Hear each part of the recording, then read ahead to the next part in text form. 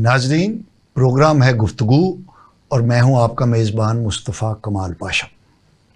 हमारे साथ आज एक बड़ी वर्सटाइल किस्म की शख्सियत शरीक गुफ्तगू हैं।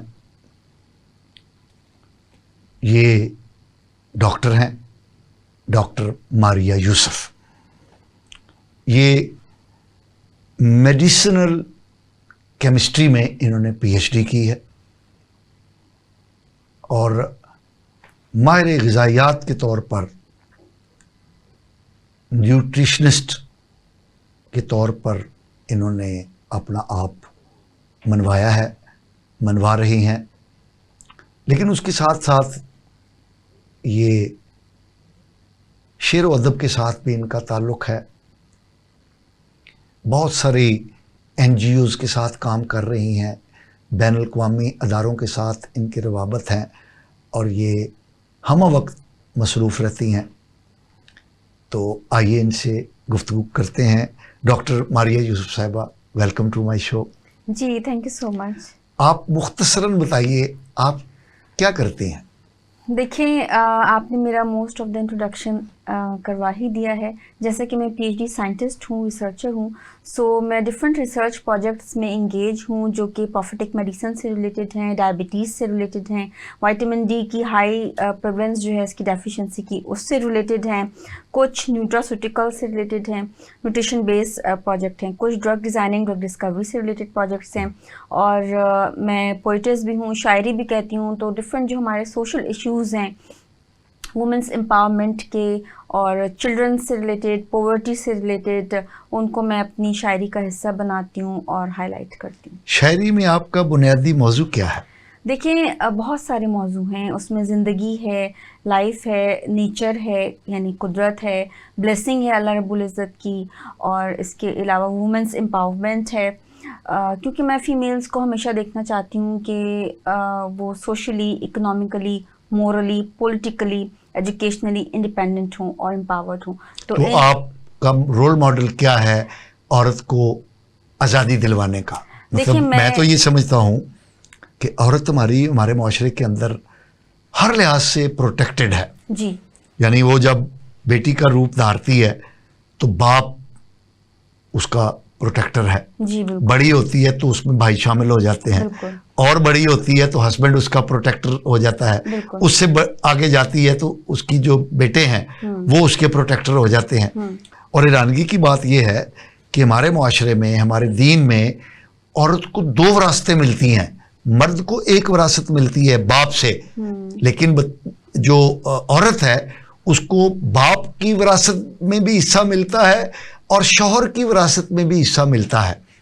तो आप और क्या चाहती हैं कि औरत कैसे एम्पावर होगी? इससे ज़्यादा एम्पावरमेंट तो फिर ये है कि वो आसमान। देखिए, आपने जो फीमेल की एम्पावरमेंट की बात की है, ये सारी फैमिली की दी हुई एम्पावरमेंट है कि जब एक फादर अपनी बेटी को सपोर्ट करता है, प्रोटेक्ट करता है, फिर जब वो बेटी बड़ी होती है तो भाई प्रोटेक्ट करता है, फिर जब उसकी शादी होती है तो हस्बैंड प्रोटेक्ट करता है, फिर जब अल्लाह ताला उसको बेटा देते हैं तो उसका बेटा उसको प्रोटेक्ट करता है। तो ये सारी फीमेल की एक with in the family protection की बात है। लेकिन जब फीमेल्स पढ़ती हैं, प्रोफेशनल होती हैं, तो अपने वर्किंग डोमेन में भी काम करती हैं, तो मैं चाहती हूँ कि वो अपने वर्किंग डोमेन में भी प्रोटेक्टेड रहें, चाहे वो एजुकेशनलिस्ट हों या वो मेडिकल के प्रोफेशन से रिलेटेड हों या फोर्सेस में हों या पॉलिटिशियन हों, वो या बिजनेस कर रही हूँ, वो जिस भी फील्ड में काम करें, उनको फ्रीडम होना चाहिए, फ्रीडम ऑफ थॉट होना चाहिए, फ्रीडम ऑफ स्पीच होना चाहिए, फ्रीडम ऑफ वर्क होना चाहिए, सेफ्टी उनकी उनके वर्किंग डोमेन में भी हो,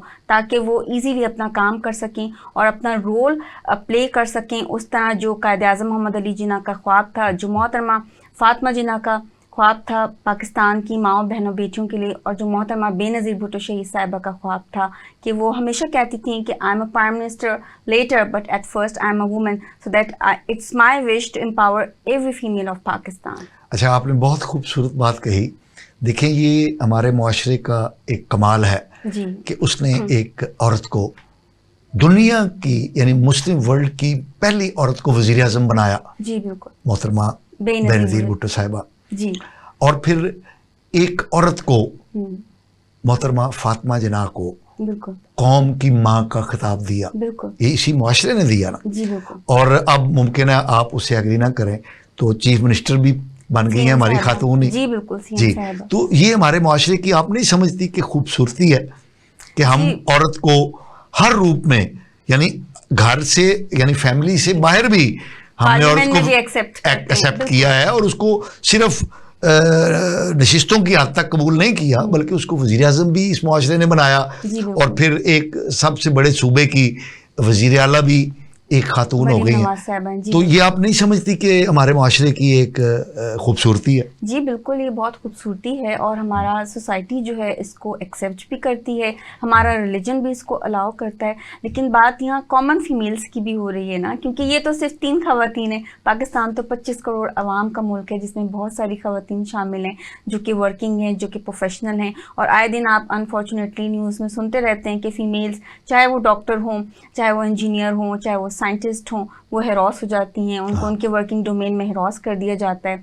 और अभी हमारे नेबर कंट्री से भी एक जो है वो हैरासमेंट की बहुत बड़ी स्टोरी सामने आई थी। वहाँ पे भी एक फ़ीमेल डॉक्टर को हैरास किया गया था। सो सीएम मरीम नवाज़ साहिबा जो है वो खुद परेशान हो जाती हैं जब ऐसी कोई स्टोरी सुनती हैं, और वो खुद एक्टिव होती हैं और एक्शन लेती हैं। उन्होंने पंजाब में फ़ीमेल्स को प्रोटेक्ट करने का, वुमेंस को एम्पावर करने का एक सेल पूरा इस्टेब्लिश किया, जिसके लिए मैं समझती हूँ कि उनका बहुत बड़ा ये एक्शन है, और पूरे मुल्क में होना चाहिए इस तरह। फ़ीमेल्स को देखें, पूरे पाकिस्तान की जो है ना उनको प्रोटेक्शन मिलनी चाहिए उनके वर्क प्लेस पर। और नाज़रीन, डॉक्टर साहब, डॉक्टर मारिया यूसुफ ने बहुत खूबसूरत बात कही है कि मरीम नवाज़ साहिबा अच्छे काम कर रही हैं। मैं इस इदारे की वसातत से एक चीज़ कहना चाहता हूँ कि तालीमी इदारों में, यानी स्कूल्स, कॉलेजेस और यूनिवर्सिटियों में ये एक रूल है कि जहाँ पर ख़वातीन होंगी उनके लिए उनकी वर्किंग प्लेस पर बच्चों को रखने की, उसको नर्सरी कहते हैं, जी। वो लाजमी तौर पे कायम की जाएगी।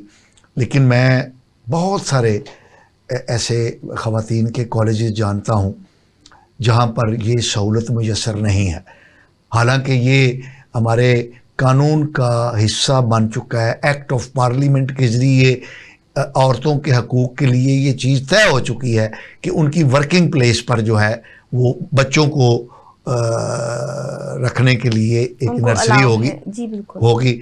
और मैं चाहूँगा कि हमारी जो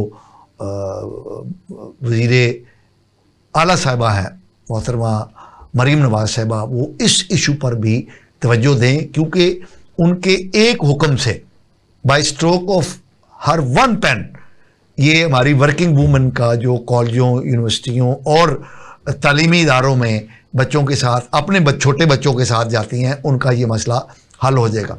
डॉक्टर साहबा, आप क्योंकि डायबिटीज़ स्पेशलिस्ट भी हैं और आपने इस पर काम भी बहुत किया है, और आपका जो रिसर्च का मौजू है वो मेडिसिनल केमिस्ट्री भी है, तो बेसिकली ये केमिकल्स की गड़बड़ है जिस्म में जो डायबिटीज़ को प्रमोट करती है। और जिस स्पीड से हमारे पाकिस्तान में डायबिटीज़ बढ़ रही है, और ये मेरा ख्याल है कि दुनिया में शायद सबसे ज़्यादा डायबिटीज़ की परसेंटेज पॉपुलेशन की वो पाकिस्तान में है। जी बिल्कुल। उस पर हमें बताइए कि ये क्यों है और इसका तदारुक क्या है? देखिए, ये बहुत ही इम्पोर्टेंट क्वेश्चन है, क्योंकि WHO के मुताबिक ये बड़ा ही अनफॉर्चुनेट बात है कि पाकिस्तान में हाईएस्ट प्रिवलेंस जो है ना वो डायबिटीज़ की है इस वक्त। यानी दुनिया में जो डायबिटीज़ के बढ़ने की शरह है वो पाकिस्तान में सबसे ज़्यादा है। सो ये बड़ा अनफॉर्चुनेट है। और डायबिटीज़ एक जेनेटिक डिजीज़ तो है ही, लेकिन ये लाइफस्टाइल डिजीज़ है। और ये टाइप 2 जो है ये जेनेटिक है, और टाइप 1 इज जेनेटिक, और जिसमें इंसुलिन बिल्कुल नहीं बनता, जो कि तकरीबन 4 to 5% है। जबकि 94 to 95% जो है वो टाइप 2 डायबिटीज़ है, जो कि आपका जेनेटिक उसमें फैक्टर है, लेकिन बहुत कम फैक्टर है, वो आपके लाइफ स्टाइल से ज़्यादा जो है वो रिलेट करता है कि आपका ज़िंदगी का गुजारने का क्या तरीका है और आप कैसी ग़िज़ाएँ कंज्यूम करते हैं। So it is very unfortunate कि हमारे मुल्क में लोगों को जो जंक फूड का कंजम्पशन का कल्चर है वो बहुत ज़्यादा हो गया। जंक फूड को थोड़ा सा एक्सप्लेन कर दीजिए। देखिए अल्लम गल्लम ग़िज़ाएं जो हम खाते हैं। जंक फूड को अगर मैं साइंटिफिकली आपको बताऊं तो ऐसे तमाम फूड्स जिनमें ग़िज़ाइयत बहुत कम है और यानी न्यूट्रिशन बहुत कम है और उसमें कैलोरी बहुत ज़्यादा है, उसमें शुगर कंटेंट बहुत ज़्यादा है, तो वो सब जो है वो जैसे मैदे से बनी हुई चीज़ें, जैसे कि कोल्ड ड्रिंक्स हैं, सॉफ्ट ड्रिंक्स हैं, पैक जूसेस हैं, बेकरी प्रोडक्ट्स हैं, केक हैं, पेस्ट्रीज हैं, पेटीज हैं, ये सारी चीजें ये जंक फूड में आती हैं। ये जंक फूड में आते हैं। पिज्जा है, डीप फ्राई चीजें हैं आपकी, फ्रेंच फ्राइज वगैरह, ये सारे जंक फूड हैं। समोसा पकौड़ा भी उन्हीं में है जी, क्योंकि ये आप कभी कभार तो ले सकते हैं, लेकिन हमारे कल्चर में अनफॉर्चुनेटली पेनिट्रेट किया गया है। वो रेगुलर जो है वो इवनिंग में अपने स्नैक में ये चीजें कंज्यूम करते हैं।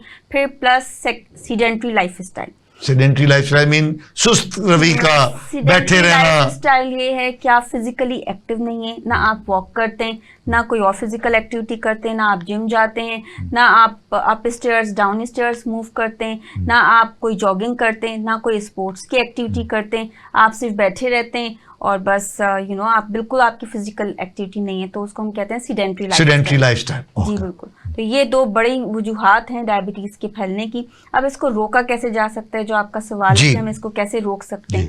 तो देखें, अगर हम अपना लाइफ स्टाइल को मॉडिफाई कर लें, यानी लाइफ स्टाइल जो हमारा सीडेंट्री और जंक फूड का कल्चर है उसको अगर हम चेंज कर दें, यानी हम जंक फूड के कल्चर को अवॉइड करें और हम अच्छी डाइट लें, न्यूट्रिशन लें और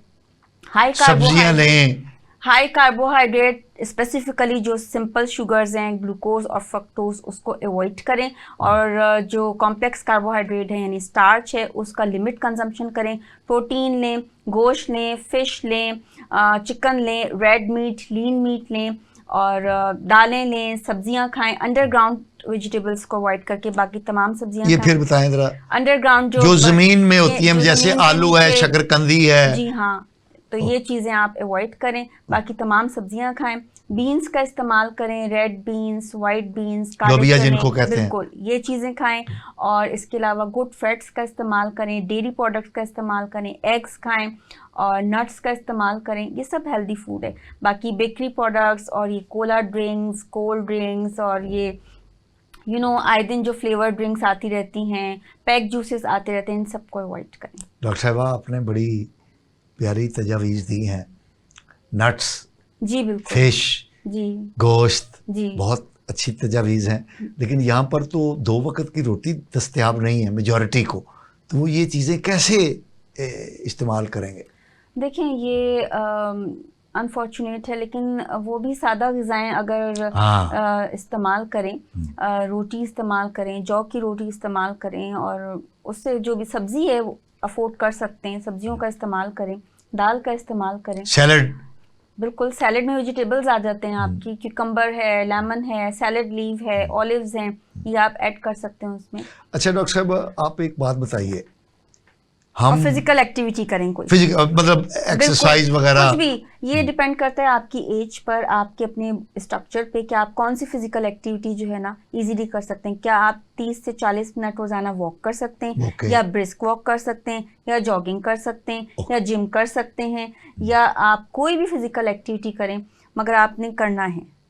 ओके, एरोबिक है, जुम्बा है, एक्सरसाइजेज होती हैं, डांस होते हैं, लोग करते हैं, बट इट डिपेंड्स कि आप क्या चीज आपकी अकॉर्डिंग टू योर एज और बॉडी। डांस की तो आपने बड़ी अच्छी बात बताई। जी, डांस इज एन एक्सरसाइज। हमारी एक पार्टी जो है वो तो इस पे लगी हुई है, उसने नौजवानों को लगा दिया इस काम पे। नहीं, वो तो देखें, वो एक अलग वे है, मगर dance is an exercise scientific point of view. एक बात बताइए, क्या डायबिटीज जो है ये क्योरेबल है, काबिले इलाज है? जी बिल्कुल है, और इसको मैनेज कर सकते हैं। अगर बहुत नहीं, मैनेज करना और चीज है, मैनेज करना तो ये ना कि हो गई है, हाँ, बस आप लगे रहो, दवाई खाओ, परहेज करो। लेकिन डिपेंड करता है कि आपकी कितनी क्रोनिक सिचुएशन है और क्या आपकी डायबिटीज को हुए हुए, कॉज हुए हुए कितना टाइम हो गया है। अगर with in the 5 years 6 years तक है, 4 5 6 ईयर्स तक है, रिसेंटली डायग्नोज हुआ है, तो वो तो इजीली रिवर्स हो जाता है आपकी न्यूट्रिशनल काउंसलिंग और आपका लाइफस्टाइल मॉडिफाई करने से। लेकिन अगर बहुत ज़्यादा सीवियर क्रॉनिक है और साथ साथ डायबिटिक कॉम्प्लिकेशंस भी हुई हुई है, रेटिनोपैथी भी हुई हुई है, न्यूरोपैथी भी हुई हुई है, नेफ्रोपैथी भी हुई हुई है, तो बहुत ज़्यादा कॉम्प्लिकेशंस हैं, वो फिर रिवर्स नहीं, वो फिर मैनेज हो सकती है। लाइफस्टाइल मॉडिफिकेशन उसमें भी काफ़ी आपको इम्प्रूवमेंट ला के दे सकता है। ओके, अच्छा एक बात बताइए, ये हम एक शहरी के तौर पे ये पढ़ा है कि अब स्टेम सेल थेरापी एक नई टेक्निक आ गई है जिसके ज़रिए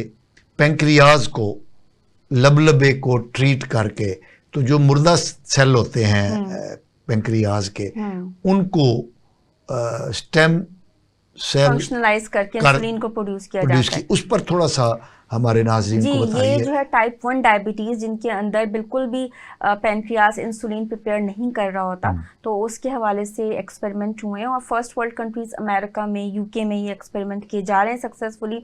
उनमें स्टेम सेल्स जो हैं वो डेवलप करके जो है इम्प्लांट किए जाते हैं और पेनक्रियास को फंक्शनलाइज किया जाता है ताकि वो इंसुलिन की प्रोडक्शन करना स्टार्ट कर दें और इस तरह टाइप 1 डायबिटीज़ जो है वो इसका मतलब ये है कि टाइप 1 डायबिटीज़ जो है ये 100% रिवर्सेबल है।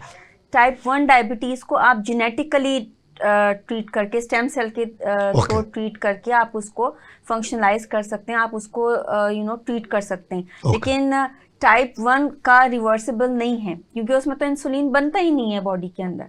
नहीं, टाइप 2 में इंसुलिन की रेजिस्टेंस हो जाती है, जो कि रिवर्स हो सकती है, जो कि मैनेज भी हो सकती है। डिपेंड करता है कि कितनी क्रॉनिक है। अगर 10-15 साल से डायबिटीज़ है किसी को और उसकी डायबिटिक कॉम्प्लिकेशंस भी हैं, तो वो मैनेज अच्छे से हो सकता है लाइफस्टाइल मॉडिफिकेशन के जरिए। लेकिन रिवर्स नहीं हो सकती। लेकिन रिवर्स करना बहुत टफ होगा, उसमें बहुत उसकी कॉम्प्लिकेशंस बहुत हो गई हैं। डायबिटीज़ कॉज हुए हुए 10-12 साल हो गए, लेकिन जिनके न्यूली डायग्नोज हुए 1 साल 2 साल 3 साल 4 साल, तो वो उनका रिवर्स हो सकता है और हो रहा है। और लोग उसमें अगर पेशेंट्स कोऑपरेट करें डॉक्टर्स के साथ और वो वही सजेशंस जो उनको रेकमेंड की जाती हैं वो फॉलो करें, वही न्यूट्रिशनल प्लान फॉलो करें, कोई गड़बड़े ना करें, तो उनके रिवर्स हो रहे हैं and they have come back towards healthy lifestyle. Okay, अच्छा डॉक्टर साहब एक बात बताइए, आजकल दुनिया जो है वो आईटी के अंदर बहुत आगे चली गई है। जी बिल्कुल। और उसकी जो अल्टीमेट शेप है वो आर्टिफिशियल इंटेलिजेंस है। जी, इसका क्या कोई इस्तेमाल एआई का मेडिसिन के अंदर और ये सेहत की जो फील्ड है उसमें हुआ है? जी बिल्कुल। आर्टिफिशियल इंटेलिजेंस जो है एक बहुत ब्रॉड फील्ड है, बहुत ब्रॉड टर्मिनोलॉजी है। इसमें होता ये है कि अगर मैं इसको कॉमन लोगों के लिए बताऊं तो इसमें डिफरेंट कंप्यूटेशनल बेस्ड सॉफ्टवेयर होते हैं जो कि आप उन सॉफ्टवेयर्स को अपनी दवा साजी में, मेडिसिनल डिज़ाइनिंग में और ड्रग डिस्कवरी, ड्रग डिज़ाइनिंग में आप यूज़ कर सकते हैं, जो कि मैं यूज़ कर रही हूँ सक्सेसफुली। और मेरे से अल्हम्दुलिल्लाह मोर देन 16 इंटरनेशनल पब्लिकेशंस हैं और एआई के रेफरेंस से। जी बिल्कुल। और साथ में जो है यूएस का पेटेंट भी है। और इसके अलावा आप इसको ड्रग डिज़ाइनिंग, ड्रग डिस्कवरी के अलावा हेल्थ केयर सिस्टम में आप डायग्नोसिस में यूज़ कर सकते हैं, इमेज टेक्नोलॉजी में आप यूज़ कर सकते हैं, जो कि आपको पर्सनलाइज करके आपके इमेजेस को की जो मोर इन्हेंस करके बता सकते हैं आपको। और पर्सनलाइज मेडिकेशन में आर्टिफिशियल इंटेलिजेंस बहुत यूज़ हो रही है। इसके अलावा रोबोटिक्स जो है वो आपको पता था जब कोरोना आया तो लोग एक दूसरे से इतने खौफजदा थे कि जो हमारा पैरामेडिकल स्टाफ था वो पेशेंट को अटेंड नहीं करता था, अटेंड नहीं कर सकते थे, वो उनको मेडिसिन नहीं दे सकते। तो चाइना में तो artificial intelligence based robots use हुए कि रोबोट्स जाकर पेशेंट को दवाई दे रहे हैं, मेडिसिन दें और उनको हेल्प आउट करें। So artificial intelligence is really very good and effective, क्योंकि ये देखें सबसे पहले तो आपकी मैं बताऊं, ये आपके हर प्रोसेस को, जिस भी सिस्टम में आप इसको अप्लाई करते हैं, कंप्यूटर को, कंप्यूटर साइंस को, आर्टिफिशियल इंटेलिजेंस को, वो आपके सिस्टम को जो है ना स्पीड अप करता है, फास्ट करता है। तो इस तरह आपका टाइम सेव होता है। दूसरा मैन पावर सेफ होता है, तीसरा एफिशिएंसी इंक्रीज होती है।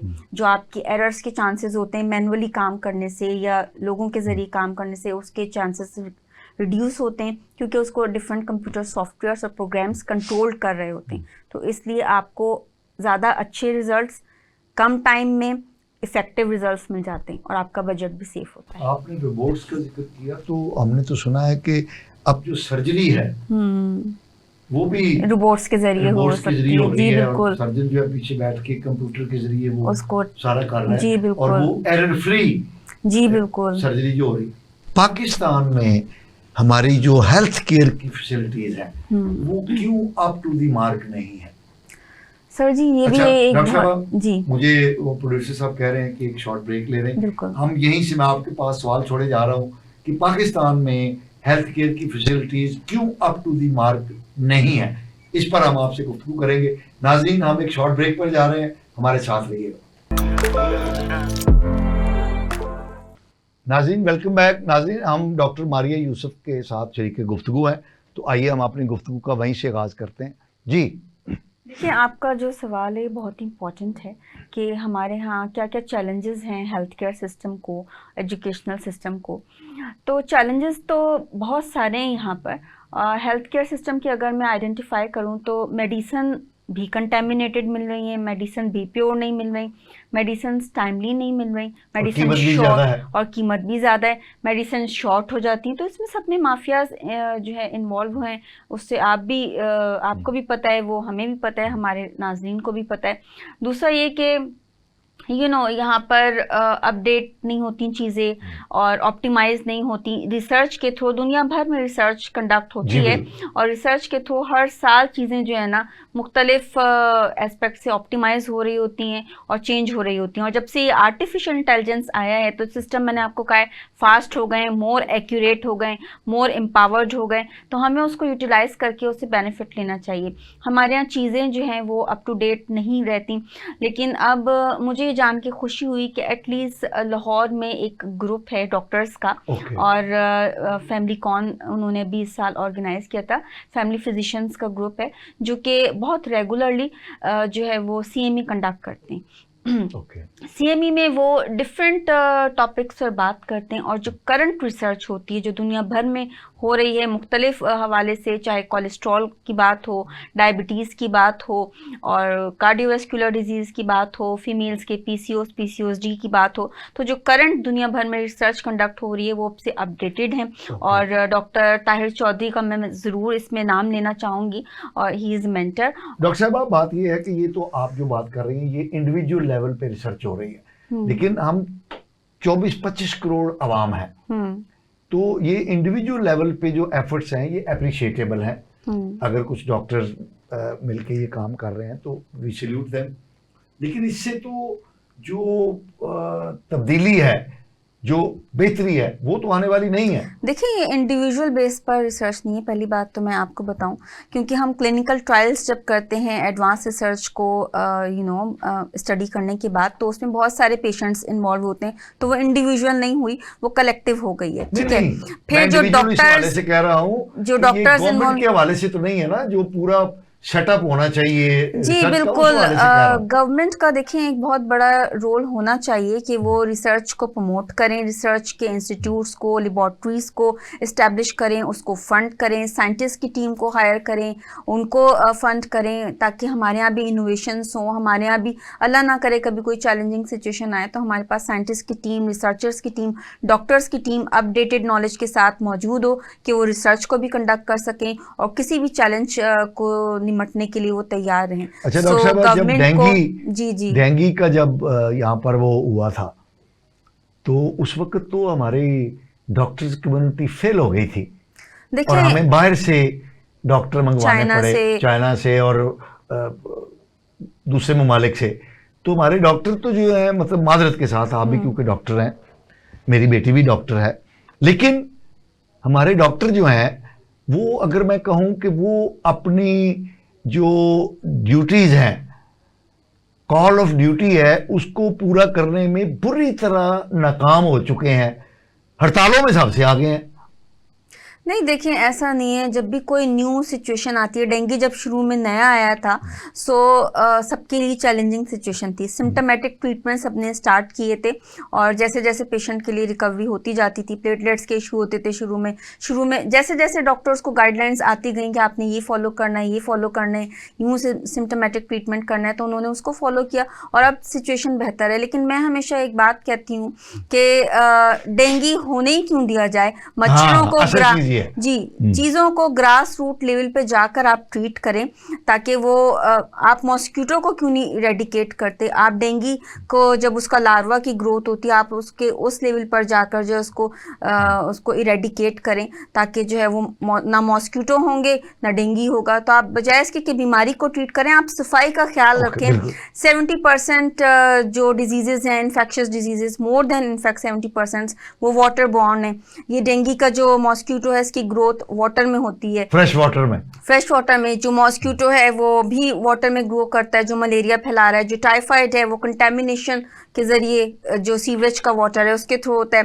जो डायसेंट्री है, एमीबाइड डायसेंट्री है, कॉलेरा है, फिर हेपेटाइटिस है, वाटर बेस्ड डिजीज हैं, सारी वाटर बॉर्न डिजीज हैं। तो अगर हम अपना पीने का पानी साफ कर लें, अपना इन्वायरमेंट क्लीन कर लें, मच्छरों को इनको इरेडिकेट करें, तो ये हमारा इन्वायरमेंट साफ होगा, लोग वैसे ही हेल्दी होंगे ना, ये हम वेक्टर खत्म हो जाएंगे ना, ये सारे। अच्छा डॉक्टर साहब, इन्फेक्शन के इंसेक्ट्स खत्म हो जाएंगे। हम हमारे यहाँ लाखों डॉक्टर्स हैं और हमारे यहाँ सबसे ज़्यादा जो डिमांड है वो प्री मेडिकल की है। मेजॉरिटी पढ़े लिखे बच्चे जिनमें थोड़ा सा स्पार्क होता है वो डॉक्टर ही बनना चाहते हैं। रिश्ता मिलने में भी डॉक्टर ही सबसे आगे होते हैं कि बहू ढूंढते हैं तो डॉक्टर होनी चाहिए, लड़का ढूंढते हैं तो डॉक्टर होना चाहिए। लेकिन हम ये नहीं देखते कि डॉक्टर्स की तरफ से कोई ऐसे मामलात किए जाएं कि अवाम के अंदर ये जिस शऊर की आप बात कर रही हैं उस शऊर को उजागर करने में हमारे नौजवान डॉक्टरों का, खवातीन और हजरात दोनों का हमें कोई रोल नजर नहीं आता। हर डॉक्टर चाहता है कि मेरी बड़े शहर के अंदर पोस्टिंग हो। वो जो BHUs हैं और इस तरह के जो छोटे इदारे हैं, बेसिक हेल्थ यूनिट हैं, डिस्ट्रिक्ट हेल्थ यूनिट्स हैं, वहां पर जाकर सर्व करना पसंद नहीं करता। और अगर उसको वहां पर अपॉइंट कर दिया जाए तो वो ड्यूटी नहीं देता, वो यहाँ पर शहर में बैठ के जाली हाजिरियां लगाता है और तनख्वाह लेता है। तो क्या ये डॉक्टर कम्युनिटी के पार्ट पर ये क्रिमिनल ऑफेंस नहीं है? देखिए, अब आप डिफेंड ना कीजिएगा नजायज तौर पे अपनी। नहीं, मैं डिफेंड नहीं कर रही, मगर मैं इसको सिर्फ इस तरह कॉन्साइजली बताऊंगी कि जिस तरह हम कहते हैं 5 उंगलियां बराबर नहीं होती, तो इस तरह हर सारे लोग एक जैसे नहीं होते। मैं आपको मोहम्मद अली शाह साहब, जो एक orthopaedic surgeon, one of the famous orthopaedic surgeon है पाकिस्तान की, दुनिया भर 4,000 रुपया मेरे ख्याल फीस लेते हैं। जो शाह साहब 4,000 रुपया फीस लेते हैं प्राइवेट पेशेंट देखने की। लेकिन वो हमेशा देखें, ये लोग डॉक्टर्स जो है ना, क्योंकि आप और फिर टैक्स नहीं देते, कैश लेते हैं, टैक्स नहीं देते। मैं जाती तौर पे जानता हूं लाहौर शहर के अंदर number of big doctors, big name, आपने तो नाम ले दिया, मैं पूरी लिस्ट मेरे पास। लेकिन मैं शाह साहब की आपको अच्छी बात बताने जा रही हूँ कि तो इंडिविजुअल हो गई ना। नहीं डॉक्टर साहब, बहुत सारे ऐसे डॉक्टर्स हैं, एज ए होल बात कर रहे हैं। अगर लाखों में एक आधा दाना अच्छा निकला है तो वो कम्युनिटी अच्छी नहीं होगी। मैं कम्युनिटी की बात कर रहा हूं। बात करने की मजीद बेहतरी की गुंजाइश है कि क्योंकि मैं डिफरेंट NGOs के साथ भी एसोसिएटेड हूँ, तो हमारे पास बहुत सारे डॉक्टर्स जो हैं free of cost poor patients का, नीडी पेशेंट्स का वो ट्रीटमेंट करते हैं और आकर जो है वो अपनी सर्विसेज देते हैं। तो उसको हमें निगलेक्ट नहीं करना चाहिए, उसको भी हमें हाईलाइट करने की ज़रूरत है ना, कि एक डॉक्टर जो है अपने हॉस्पिटल जाने से पहले 1 घंटा जो है वो फ्री में 150 मरीज देख लेता है, तो वो है। इंडिविजुअल लेवल पर बहुत सारे लोग ये काम कर रहे हैं। तो अल खिदमत फाउंडेशन ये काम कर रही है, अलीम खान साहब की फाउंडेशन है, वो ये मेडिकल के शोबे में बहुत काम कर रही है। फिर और भी इंडिविजुअल लेवल पे शेख आबद की NGO है जो ये अच्छी बात है, हमें अच्छी चीजों को हाईलाइट करना चाहिए। मैं तो बता रहा हूं, लेकिन ये आटे में नमक, और वो भी थोड़े से नमक के बराबर है। लेकिन एज ए होल ये कम्युनिटी जो है डॉक्टर्स की, वो छुरा फेरने पे लगी हुई है। एक्चुअली देखिए ये थोड़ा सा एक कंट्रोवर्शियल टाइप की से हो जाएगा। नहीं, क्योंकि आप खुद उस शो में से हैं तो आप नहीं, ऐसा नहीं है। मैं आपको अपनी बात बताऊं कि बीइंग आप देखिए, आप बैठी हुई है ना, जी आप सर्व कर रही हैं, ये आपने अपना टाइम निकाला, बिल्कुल, कीमती टाइम हमें दिया, we are thankful to you. मेरे पास जो लोग आते हैं ना, मैं इस उनके सर्विस साथ को हम पूरी करने का, कम्युनिटी की सर्विस नहीं कह सकते। तो आप जैसे इंडिविजुअल, कितनी खवातीन डॉक्टर होंगी जो इतना अच्छा काम कर रही हैं जितना आप कर रही हैं। देखिए लेकिन I am responsible for my own self and for my own services, for my own activities. I am not responsible for the whole society, but I try my level best to serve the society with my patience, with my. नहीं, we salute you. चले हम उधर आते हैं, आप नहीं defend कर सकती। देखिए मुझे ये बताएं, अब हम लाइट गुफ्तगू करते हैं, शेर शायरी पे आते हैं। आप ने दौरान गुफ्तगू हमें बैक ऑफ द स्टूडियो बताया था कि आप ये शेर व शायरी भी करती हैं, इल्म और अदब के साथ भी आपका शौक़ है। और मैं ये समझता हूँ कि ये क्योंकि शेर व शायरी अदब का ताल्लुक इंसान की लतीफ़ हिस्सियात से होता है, तो डॉक्टर के अंदर तो ये लतीफ़ हिस्सियात होनी चाहिए, इंसानियत का दर्द होना चाहिए और उसके जो एहसासात हैं वो जवान होने चाहिए, ताकि वो मरीजों की जो है वो अच्छे तरीके से, तभी तो डॉक्टर को कहते हैं कि वो मसीहा होता है। बिल्कुल। तो आप शेर व शायरी करती हैं, तो आपकी शेर व शायरी में कौन सा पहलू गालिब है? क्योंकि हम आमतौर पे समझते हैं, मैं तो शायर नहीं हूँ, मेरा इल्म भी कम है, कि शेर व शायरी में आमतौर पे हमारे शायर जो हैं वो महबूब के बालों पे, रुखसार पे, आंखों पे बस ऐसी बातें करते हैं जिनका कोई सिर पैर नहीं होता। तो आपकी शायरी का मौजू क्या है? देखिए मेरी जो शायरी की किताब आने वाली है इंशाल्लाह ताला, उसका मैंने टाइटल दिया है होप, उम्मीद। अब ये मैंने टाइटल इसलिए रखा कि जब पेंडेमिक आया और मैंने देखा कि पूरी दुनिया बंद है और कोई ना कहीं आपसे कम्युनिकेट कर सकते हैं, ना आप फिज़िकली कहीं जा सकते हैं, ना कोई आपके पास आ सकते हैं। सो लोग बहुत ज़्यादा फ्रिक्वेंटली स्ट्रेस, एंजाइटी और डिप्रेशन का शिकार हो गए, लोनलीनेस का शिकार हो गए।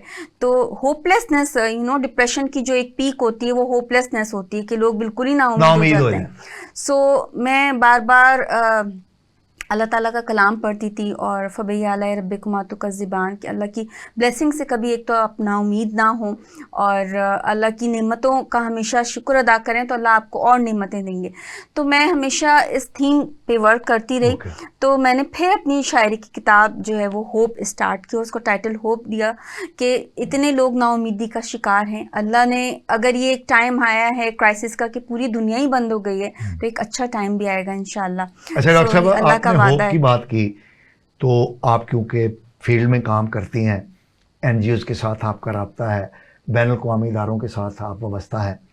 इस वक्त पाकिस्तान में नौजवानों की आबादी में तादाद जो है वो 63% से ज़्यादा है जी। तो इस वाले से पाकिस्तान दुनिया का नंबर 1 मुल्क है जिसमें यूथ की इतनी हाई पॉपुलेशन है। लेकिन हमारी यूथ मुकम्मल तौर पे नाउमीदी का शिकार क्यों है? ये बहुत इम्पोर्टेंट क्वेश्चन है। देखिए नाउमीदी का शिकार लोग जो है ना वो बहुत सारे फैक्टर्स की वजह से होते हैं। एक उनकी पर्सनल लाइफ होती है और एक उनका जो है वो सोसाइटल इन्फ्लुएंस होता है। तो पर्सनल लाइफ में जो लोग नाउमीदी का शिकार होते हैं वो उनके आपस के रिलेशनशिप हैं, लव अफेयर का फ्लॉप होना है, आपस में के लव अफेयर किसी का कोई फ्लॉप हो जाए तो उससे फिर वो स्ट्रेस का, एंजाइटी और डिप्रेशन का शिकार हो जाते हैं, खास करके नौजवान।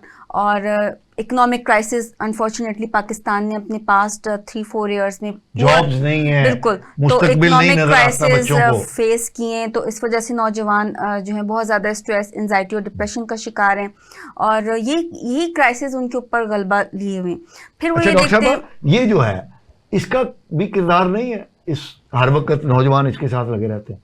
ये भी एंजाइटी डिप्रेशन नहीं क्रिएट करता? मोबाइल फ़ोन देखिए हर चीज़ के यूज़ और मिसयूज़ होते हैं, और मैं बीइंग अ साइंटिस्ट मैं कंप्यूटर का इस्तेमाल बहुत फ्रिक्वेंटली करती हूँ, क्योंकि मुझे रिसर्च जर्नल से अपने आप को अपडेट रखना होता है, रिसर्च करनी होती है। तो मैं रिसर्च आर्टिकल्स पढ़ती हूँ, गूगल पे न्यूज़ देखती रहती हूँ कि कौन कौन से रिसर्च इंस्टीट्यूट्स में क्या क्या वर्क हो रहा है, क्या न्यू साइंटिफिक इनोवेशंस हैं। तो ये तो एक अच्छा एस्पेक्ट है। अब इसका एक अनदर एस्पेक्ट ये है कि आप मिसयूज़ करें टेक्नोलॉजी का, आप सिर्फ गेमिंग तुम्हारे कर रहे हैं। नौजवान आपके ख्याल में ज्यादा इसका मिसयूज ही करते हैं? मिसयूज है ये और अनफॉर्चुनेटली। ये सोशल मीडिया को हमारी आपको एक पता है सियासी जमात पाकिस्तान ने में नौजवानों को जिस काम पे लगा दिया है, दैट्स सो बैड। आपको पता है कि हमारे यहाँ नौजवान सबसे ज़्यादा जो है जो रॉन्ग साइट्स ब्राउज हो रही हैं पाकिस्तान में, वो रोज़ाना बिलियंस ऑफ पीपल यहाँ पे जो है रॉन्ग साइट्स को ब्राउज करते हैं, और उसका रीज़न यही है कि फिर वो मेंटल इश्यूज, मेंटल सिकनेस का शिकार हो रहे हैं, क्योंकि जो वो देखते हैं वो उनको अपने सराउंडिंग में नज़र नहीं आता, वो उनको मिलता नहीं है, तो सीधा उनके हार्मोन्स लेवल जो है वो हाई होते हैं, और वो एंजाइटियों का, स्ट्रेस और डिप्रेशन का शिकार हो रहे हैं। Plus poor economic condition, plus love affair का फ्लॉप होना, तो ये बहुत कॉमन रीज़न है, और हमारी मोस्ट ऑफ द पॉपुलेशन जो नौजवानों की है इसी वजह से डिप्रेशन का शिकार है। पहली आपकी तजवीज़ ये है कि सोशल मीडिया पर कदगन लगनी चाहिए कि हर एक, ये कोई आज़ादी तहरीर और तकरीर के ज़मन में नहीं आता कि नौजवानों को हम आज़ादी दे दें कि वो जो चाहे वो करें। Exactly. इसका मतलब ये है कि ये जो इस तरह की वेबसाइट्स हैं, जो सोशल मीडिया है, इसको रेगुलेट करना चाहिए, इस पर कानून साजी होनी चाहिए कि क्या एक्सेस ना हो हर सारे नौजवानों के लिए, कि ये वो लोग उसको इजीली एक्सेस करें, फिर उससे उनकी फिजिकल और मेंटल हेल्थ खराब हो। अच्छा, दूसरा ये जो वो एडिक्शन का शिकार होते हैं, वो ड्रग्स लेना शुरू करते हैं, कोई स्मोकिंग स्टार्ट कर देता है, कोई हेरोइन, कोई गुटखा और पान और छालियां, आइस के नशे, तो फिर लोग एडिक्शंस का शिकार हो रहे हैं। अच्छा, एक तो आपकी तजवीज़ ये है कि हुकूमत को सोशल मीडिया को रेगुलेट करना चाहिए। बिल्कुल। दूसरा, क्या नहीं समझती कि ये जो फेक न्यूज़ फैलाते हैं, झूठी खबरें जो लड़के लड़कियां बैठ के कर रहे होते हैं, क्या इनको भी हमें नहीं रोकना चाहिए? रोकना चाहिए। फेक न्यूज़ तो किसी तौर पे अलाउ ही नहीं है, क्योंकि वो एक हरासमेंट क्रिएट कर देती है एकदम से कि पता नहीं क्या हो गया है, क्या सिचुएशन हुई है। किसी भी एस्पेक्ट से फेक न्यूज़ किसी भी डिपार्टमेंट के लिए किसी अलाउ हो ही नहीं चाहिए। यानी मैं अब मिसाल आपको दे देता हूँ, जैसे ये पिछले दिनों जो वाकया हुआ इस्लामाबाद में 24 नवंबर को, तो वो कोई पीटीआई के लोग कह रहे हैं कि 1500 बंदा मार दिया गया है, कोई कह रहा है 1000 मार दिया गया है, तो इनको पकड़ के अदालत में नहीं लाना चाहिए कि जरा सबूत दो ना कि 1500 बंदा किधर मरा है? यानी ये भी तो फेक न्यूज़ है ना, कि झूठ बोल रहे हैं। जी बिल्कुल, फेक न्यूज़ से जो है वो आवाम का ट्रस्ट ब्रेक होता है गवर्नमेंट पर से भी, और फिर बहुत सारे लोगों के ऊपर ब्लेम आता है। तो इस तरह ना करें, लोगों को सेफ रखें, सिक्योर रखें, एक दूसरे का ख्याल करें, एक दूसरे की रिस्पेक्ट करें, और पॉलिटिकल कॉन्फ्लिक्शन में इतने आगे ना जाएं कि एक दूसरे को कोई भी रॉन्ग कॉज कर सकें। सो एक दूसरे के पॉलिटिकल थॉट्स की भी रिस्पेक्ट करें। और हमारा मुल्क कायद आज़म मोहम्मद अली जिन्ना ने ये अल्लाह ताला ने एक तोहफ़ा दिया है, ये 27 रमज़ान को, शब कदर को जो है ला इलाहा इल्लल्लाह मोहम्मद रसूलुल्लाह सल्लल्लाहु अलैहि वसल्लम के नाम पे ये पाकिस्तान हमें तोहफ़ा अल्लाह की तरफ से मिला है। तो हम सबको इस तोहफ़े की और इस नेमत की कदर करनी चाहिए, अल्लाह का शुक्र अदा करना चाहिए। और पाकिस्तान के बानी कायद आज़म मोहम्मद अली जिन्ना और मोहतरमा फ़ातिमा जिन्ना, जिन्होंने शब रोज़ उनके साथ मेहनत करके मिलकर ये मुल्क हमें दिया, हमें शुक्र अदा करना चाहिए कि आज हम अपने मुल्क में जो कि यहाँ पर फ्रीडम है, हमें हमारा मुल्क न्यूक्लियर पावर है, हम यहाँ पर नमाज पढ़ सकते हैं, कुरान शरीफ पढ़ सकते हैं, इबादत कर सकते हैं, हम झूठ बोल सकते हैं सोशल मीडिया के जरिए, जो चाहे कर सकते हैं। देखिए इन चीज़ों को टर्मिनेट होना चाहिए, जो रॉन्ग चीज़ें हैं, लेकिन जो अच्छी चीज़ें हैं उसको एक्नॉलेज करना चाहिए। अपनी तारीख को याद रखें, अपने कायद को याद रखें, अपने बानी पाकिस्तान को याद रखें, और उन लोगों की कुर्बानियाँ जो हमारे फोर फादर्स ने दी इस पाकिस्तान के लिए, उसको याद रखें, और इस मुल्क के लिए अच्छा सोचें। हमारे सिक्योरिटी के नौजवान जो हैं, वो हम दहशतगर्दों के खिलाफ जो जंग है उसके अंदर कुर्बानियां दे रहे हैं, बिल्कुल उनको भी याद रखें। हम उनको सलाम पेश करते हैं, सल्यूट पेश करते हैं, उनकी तमाम तर कोशिशें, काविशें जो वो इस मुल्क के लिए कुर्बानियां दे रहे हैं, हमें सेफ करने के लिए, हमें सिक्योर करने के लिए, पाकिस्तान की सरहदों को सिक्योर करने के लिए और पाकिस्तान की हिफाजत के लिए वो अपनी जानों के नजराने देते हैं। तो वतन की मिट्टी उनको सलाम कहते हैं। जनाब डॉक्टर मारिया यूसुफ साहिबा, आपका बहुत बहुत शुक्रिया कि आप हमारे प्रोग्राम में तशरीफ़ लाईं और आपने अपनी माहिराना गुफ्तगू हमारे नाजरीन के सामने पेश की। नाजरीन, आपने हमारे मेहमान की गुफ्तगू सुनी, डॉक्टर मारिया यूसुफ की बातें सुनी। हमें अपने फीडबैक से आगाह कीजिएगा। अगले प्रोग्राम तक के लिए अपने मेज़बान मुस्तफ़ा कमाल पाशा को इजाज़त दीजिए। अल्लाह ने के बाद।